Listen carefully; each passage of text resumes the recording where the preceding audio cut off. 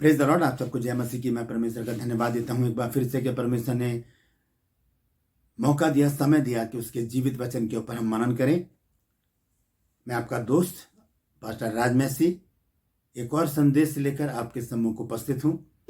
मैं आपसे गुजारिश करता हूँ कि आप मेरे इस चैनल को सब्सक्राइब करें, बेल आइकन को दबाएं ताकि नोटिफिकेशन आपके पास पहुँचे और नया वीडियो बिना व्यवधान के आपके पास पहुँच जाए।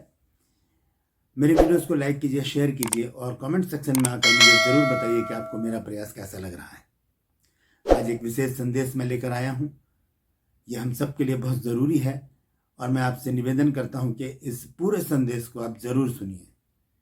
मैं कोशिश करूँगा जल्दी से जल्दी इसको समाप्त करने की, छोटा वीडियो बनाने की। इसलिए मैं आपसे गुजारिश करता हूँ पूरा देखें।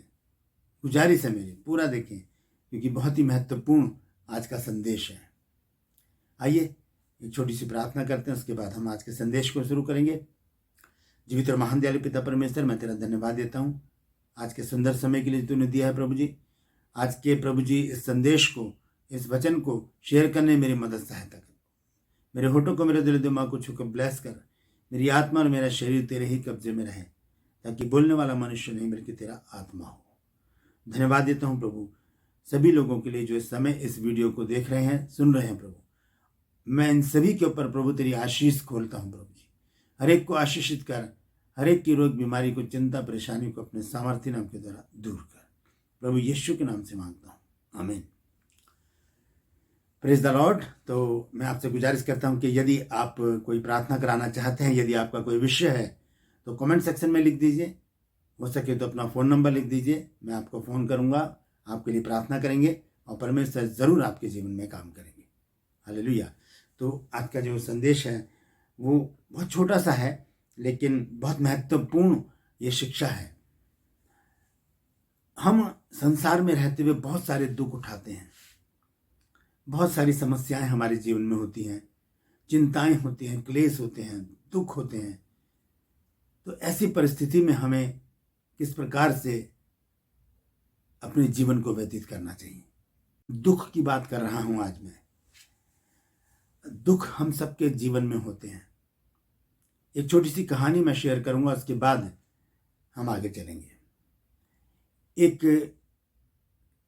जवान लड़का था और उसका एक पैर सही नहीं था, वो लंगड़ा के चलता था और उसके पास एक छड़ी थी, बैसाखी, उसके सहारे वो चलता था। बड़ी मुश्किल से आगे चल पाता था क्योंकि पैर में ज़्यादा प्रॉब्लम थी। उसका एक छोटा भाई भी था साथ में और वो एक दिन कहीं जा रहे थे तो रास्ते में कुछ गुंडों ने, डकैतों ने या चोरों ने उनके ऊपर हमला कर दिया, उनसे कुछ छीनने की कोशिश की और उसके छोटे भाई को, जब वो छोटा भाई जो था सही सलामत था, वो विरोध कर रहा था उनका, लेकिन उन्होंने उसके छोटे भाई की अच्छी तरह पिटाई कर दी। उसने बचाना चाहा लेकिन पैर खराब होने की वजह से वो बचा नहीं पाया और उसके भाई की अच्छी पिटाई हो गई छोटे वाले की। वो इस बात से बहुत दुखी हुआ क्योंकि उसका पैर अगर सही होता तो वो अपने भाई को पिटते हुए नहीं देख सकता। इतना दुखी हुआ कि वो चर्च में जाकर खड़ा हो गया।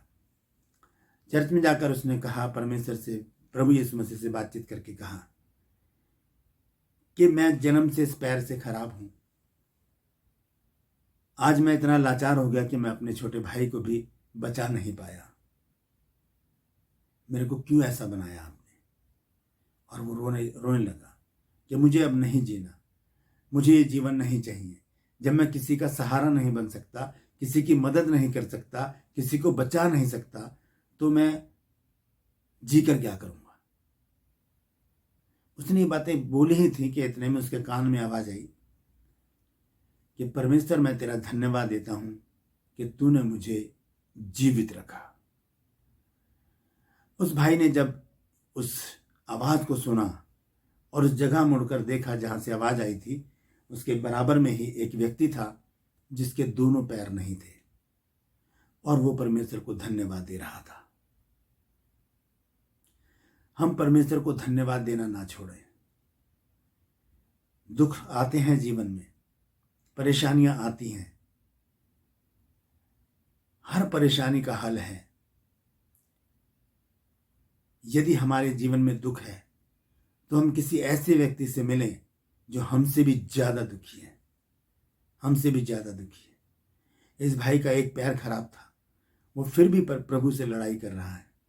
उस भाई के दोनों पैर नहीं थे, वो फिर भी परमेश्वर को धन्यवाद दे रहा है। हम हर बात में परमेश्वर को धन्यवाद दें, हर बात में। आइए एक वचन मैं आपके साथ शेयर करना चाहता हूँ।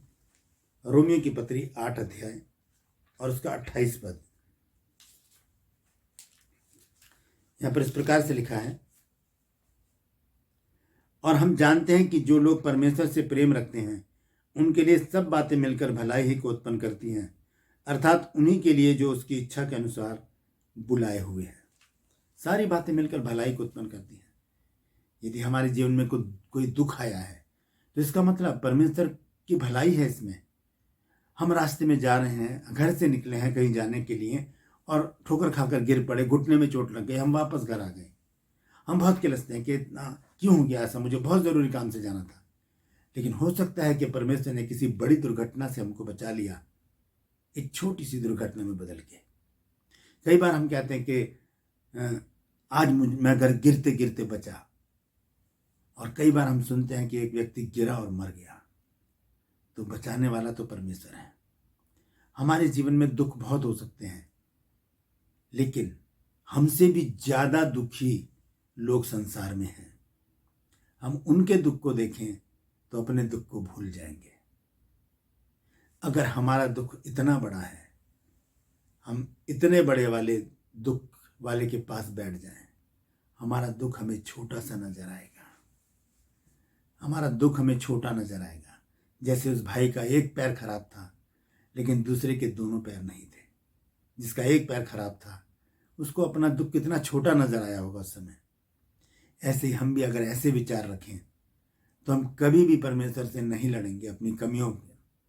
हम अपने दुखों से लड़ें, हम उन्हें लताड़ दें, हम उनके लिए रोने ना बैठ जाएं। हम उनको देखें जो सड़कों पर सोते हैं, जो हॉस्पिटल में पड़े हैं, जो दर दर भटक रहे हैं, जिनके पास खाना नहीं है। परमेश्वर ने हमको सब कुछ दिया है, इसलिए हम हर एक बात में परमेश्वर को धन्यवाद का बलिदान चढ़ाएं। आइए अंत में एक वचन पढ़ के मैं समाप्त करूंगा। भजन संहिता 50 अध्याय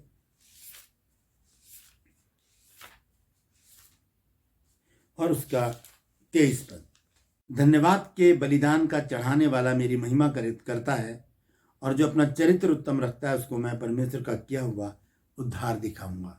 लिखा है, धन्यवाद के बलिदान का चढ़ाने वाला मेरी महिमा करता है। जब हम धन्यवाद देते हैं हर एक बात में, अच्छे दिन हो बुरे दिन हो, बीमार हो चंगे हो, दुख में हो खुशी में हो, हर बात में हम परमेश्वर को धन्यवाद दें।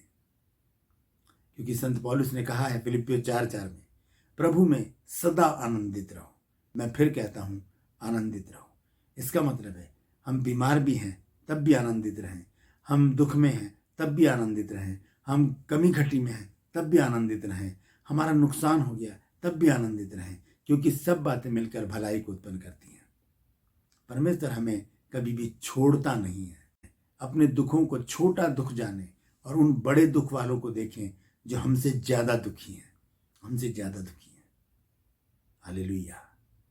हम सिर्फ परमेश्वर को धन्यवाद दें कि परमेश्वर तेरा धन्यवाद हो कि तूने हमें ऐसा नहीं बनाया, हमारे जीवन में इतना बड़ा दुख नहीं है कि हम उसे सह ना सके। Praise the Lord. परमेश्वर इन वचनों के द्वारा हम सबको आशीष दे। यदि आज का संदेश आपको पसंद आया तो इसे जरूर शेयर कीजिएगा।